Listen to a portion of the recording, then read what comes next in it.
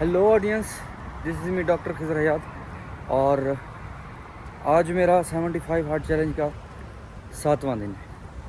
75 heart challenge, उसके बारे में मैं पहले एक वीडियो बना चुका हूँ डिटेल के साथ। व्लॉग में मैं एक्सप्लेन कर चुका हूँ पहले जो 3 दिन है। उसके अलावा भी मैं आपको बता देता हूँ। ये मैंने खुद की फ़िज़िकल, ये वैसे इंट्रोड्यूस जो कराया गया था फ़िज़िकल हेल्थ के बेहतर बनाने के लिए। इसमें 5 रूल्स को आप बेसिकली फॉलो कर रहे होते हैं, यानी डेली 2 टाइम्स एक्सरसाइज, 4 लीटर पानी पीना, चीट फूड ना खाना, डेली एक सेल्फी लेना, डेली जो है 10 पेजेस बुक के पढ़ना। खैर अभी मैं आया हूँ फर्स्ट टाइम की एक्सरसाइज करने। थोड़ा वार्म अप के लिए मैं वॉक किया, मैंने थोड़े से पुशअप्स लगाए। उसके बाद जो है एक स्प्रिंट लगाऊंगा 15-20 मिनट जो स्प्रिंट लगाऊंगा, उसमें तकरीबन आ जाएंगे कुछ 30 राउंड, ये जो ट्रैक जिस पर मैं चल रहा हूँ। और मैं थोड़ा हूँ लेट, लेकिन वो एक्सरसाइज मिस क्योंकि नहीं कर सकता, तो वो करनी लाजमी है। इसके बाद मैंने जाना यूनिवर्सिटी। अच्छा, मैं आज आपको 75 हार्ट चैलेंज के बारे में, क्योंकि मैं एक्सप्लेन कर चुका हूँ पहले ही एक वीडियो में। आज मेरा दिल है मैं आपको साथ साथ ना पूरे व्लॉग में आपको डायबिटीज़ यानी शुगर के बारे में थोड़ा बहुत बताऊँगा, क्योंकि मेरा ताल्लुक मेडिकल फील्ड से है। जो मेरा नॉलेज है इसके बारे में, और कुछ मिथ्स हैं, जो चीज़ें मैं आपको क्लियर करूँगा, ठीक है।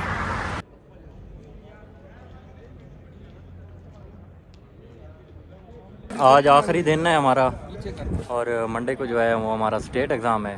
तो ये दो खड़े हैं, मैं भी खड़ा हूँ, हमारा नाम ही नहीं आया स्टेट एग्ज़ाम में। तो देखें हालात, सुबह से आए हुए हैं और जलील हो गया है। सही है भाई, कुछ बताएं ना। अरे मैंने बताना क्या है, इतना कोई समझ नहीं आ रही क्या चल रहा है क्या नहीं। इदारा बिल्कुल ठीक है, इदारे से हमारी इज्जत है। इदारे की बात ना करो। पुष्कर भाई आप भी कुछ बताएं ना। किस बारे में? ये IMU के बारे में, सुबह से आए हैं, जलील हो के रह गए। IMU अच्छी यूनिवर्सिटी है, इसके बारे में गलत बात नहीं। IMU ब्रांड है, नीचे वाली जो मैनेजमेंट है ना, उसने हमारी मार के रखी हुई है, जो जिनकी समझ नहीं आ रही। लोकल नहीं, हमारी जो पाकिस्तानी मैनेजमेंट बैठी है ना, वो बहुत अच्छी, वो बहुत सपोर्टिव है। वो तो बहुत सपोर्टिव है। नीचे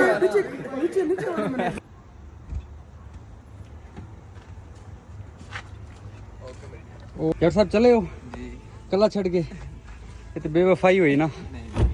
देखो कलियाँ छड़ गई हैं, कलियाँ छड़ गई हैं।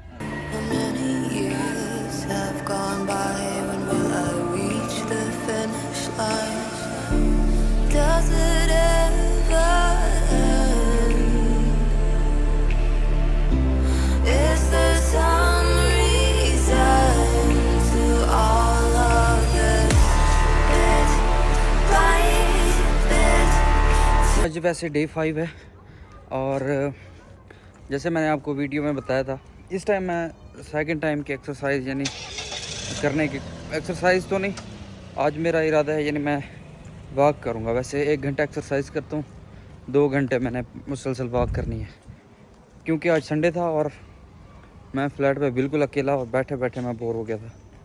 थोड़ा वॉक हो जाएगी और मैं अपनी सोसाइटी के गिर्द गिर्द चक्कर लगाऊंगा।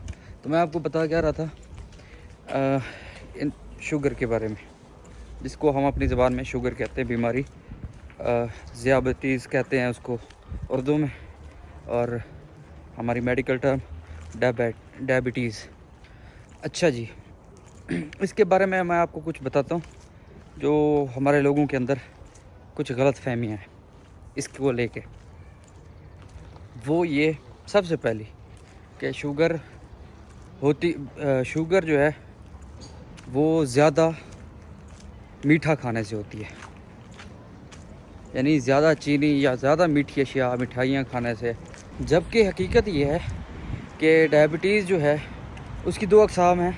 टाइप 1 जो है वो एक कुदरती तौर पर ऑटो इम्यून डिजीज़ है, यानी कि वो जो लबलबा है हमारा, जो शुगर जो इंसुलिन पैदा करता है शुगर को कंट्रोल करने के लिए, जो हमारे अंदर शुगर है, ग्लूकोज है, उसको छोड़ने के लिए जो इस्तेमाल होता है ये इंसुलिन, तो जिस आर्गन से, जिस जिस्म के जिस हिस्से से वो बन रही होती है इंसुलिन, वो हिस्सा यानी लबलबा, उसके जो सेल्स हैं वो कुदरती तौर पर या तो होते नहीं हैं, या तो वो ब्रेक डाउन हो जाते हैं, टूट फूट का शिकार हो जाते हैं, या जो है वो इतनी कम इंसुलिन पैदा करते हैं कि वो इनफ नहीं होती, वो काफ़ी नहीं होती शुगर को कंट्रोल करने के लिए। ये मैं आपको सादे अल्फाज में समझा रहा हूँ। अच्छा, तो टाइप 2 में दो चीज़ें हो सकती हैं। एक तो वो जीनियाती तौर पर यानी जेनेटिकली विरासती तौर पर आपके अंदर वो जीन्स मौजूद हैं, इस ऐसे जीन्स हैं कि वो एक ख़ास उम्र के बाद जो है वो इंसुलिन आपका लबा इतना कमज़ोर हो जाता है, वो पूरी इंसुलिन बना नहीं पाता, या फिर जो इंसुलिन है वो आपके जिस्म में जहाँ उसने काम करना है वो वहाँ तक पहुँच नहीं पाती। फिर इस तरह से हो सकता है टाइप 2 में कि आप अगर आपका लाइफस्टाइल बिल्कुल अनहेल्दी है, आप बिल्कुल सुस्त लाइफ जी रहे हैं और आप इतनी एक्सरसाइज नहीं करते, दूसरा आप की एक्टिविटी इस तरह से, सरगर्मी आपकी इस तरह से नहीं है, जो आप के अंदर जो ग्लूकोज़ है जो आप खा रहे हैं डेली की, वो मुख्तलिफ़ चीज़ों से, यानी ग्लूकोज़ जो है वो सिर्फ़ मीठा खाने से नहीं आती है ना। ग्लूकोज़ तो हम खुराक के मुख्तलिफ़ हिस्सों में करके ले रहे हैं, वो खुराक की सूरत में हमारे अंदर जा रही है, और आपकी एक्टिविटी अगर इतनी नहीं है कि वो जो है उस ग्लूकोज़ को तोड़ फोड़ सके, और इंसुलिन जो है लबलबा उतनी पैदा नहीं कर पा रहा, और जो है आपके बॉडी के जो सेल्स हैं वो इंसुलिन को इतना वो काम करना वो सेल के अंदर नहीं जा पा रही, इस सूरत में है आपको डायबिटीज़ हो सकती है। तो नतीजा क्या हुआ कि शुगर जो है सिर्फ मीठा खाने से नहीं हो सकती, उसमें बाकी वजूहात भी हैं। हाँ, शुगर मीठा ज़्यादा खाने से हो सकती है, वो इस तरह से कि अगर आपका लाइफस्टाइल वैसा नहीं है, आप जो है उतनी एक्सरसाइज नहीं करते, आप डेली इतना काम नहीं करते, आप हमेशा जो आपका काम है वो बैठा रहने का है, और आप ज़्यादातर शुगर जो है डायबिटीज़ है वो अमेरिकन में है, वो इस वजह से कि वो लोग जो है थोड़ा लेज़ी हैं, लेज़ी इस टाइप के, यानी वो वहाँ के लोग जो है ना ज़्यादा फिज़िकल वर्क नहीं करते, तो इस वजह से उनके अंदर जो शुगर है वो उतनी कैपेसिटी में बर्न नहीं हो सकती, क्योंकि फिर उनके वालिदैन में ये चीज़ें हैं तो उनके बच्चों में भी ये टाइप 1 भी उधर ही ज़्यादातर पाई जाती है कि उनके बच्चों में भी ये चीज़ें आ रही हैं, ये जीन्स की वजह से। ऐसा भी हो सकता है, इसमें बहुत सारे ये बहुत एक डिटेल का टॉपिक है, मैं मुख्तसरन आपको ये बता रहा हूँ जो गलतफहमी है। एक और गलतफहमी के शुगर वाले जो पेशेंट हैं, जो शुगर वाले मरीज़ हैं, वो मीठा नहीं खा सकते, वो मीठा नहीं खा सकते, ऐसा नहीं है। शुगर वाले मरीज़ मीठा खा सकते हैं, लेकिन एक बैलेंस तक, क्योंकि शुगर हमारे जिस्म के लिए भी ज़रूरी है।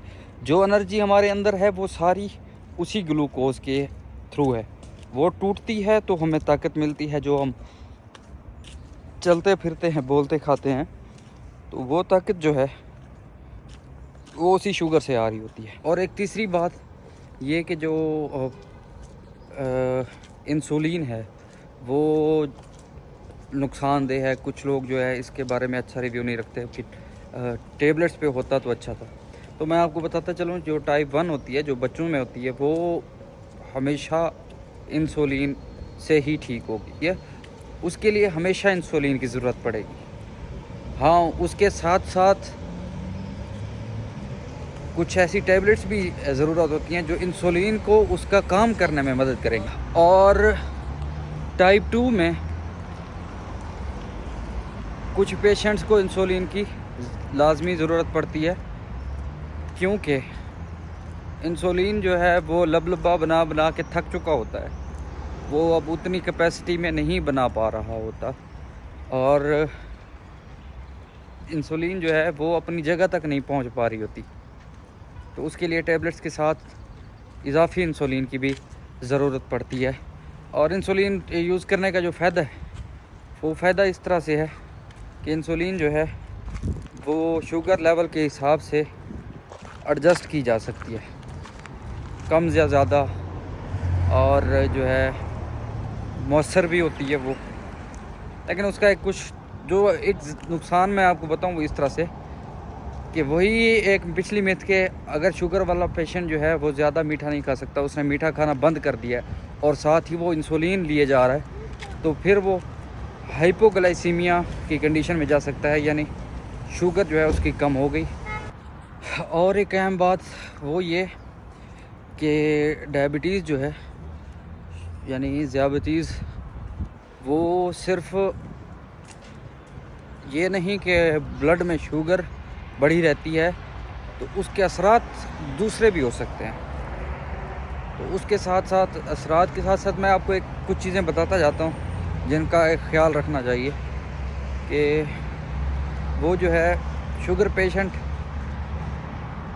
एक ख़ास अरसे के बाद अगर वो सही शुगर को मैनेज नहीं करते आए तो ख़ास उम्र के बाद उनकी आँखें, उनके कान, उनके पाँव, ये चीज़ें जो हैं आहिस्ता आहिस्ता बीमारियों का शिकार होते जाएंगे। यानी उनकी सुनने की सलाहियत कम होती जाएगी, उनकी आँखों की बीनाई भी कम हो सकती है, और जो है जो सबसे बड़ा मसला है वो शुगर पेशेंट्स का पाँव का ख़राब हो जाना। पेशेंट्स को चाहिए कि ज़्यादातर वो सिर्फ़ अपने मीठे पे कंट्रोल ना रखें, उसके साथ साथ एक हमेशा वो अपनी शुगर लेवल को वक्फे से चेक कराते रहें, उसी हिसाब से इंसुलिन और उसी हिसाब से टेबलेट्स लेते रहें। दूसरा जो है वो अपने पाँव का,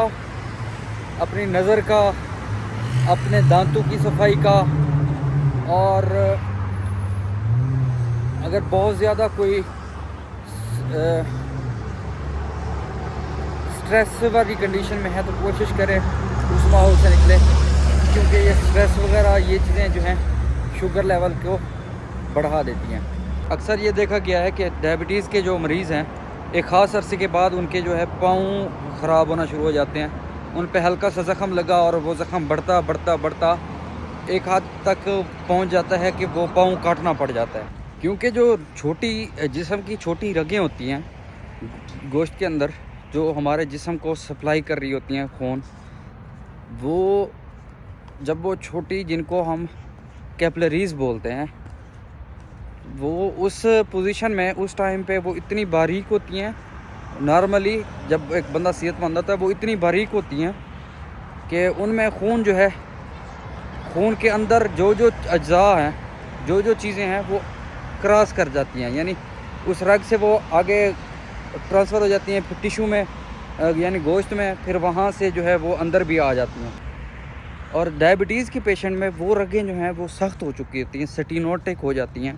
तो सख्ती की वजह से वो जो है, जो ज़ख़म को ठीक करने वाला हिस्सा होता है हमारे जिस्म खून का, वो पूरा उसको वहाँ तक नहीं पहुँच पाता और ज़ख़म जो है वो बाकायदा ठीक नहीं हो पाता।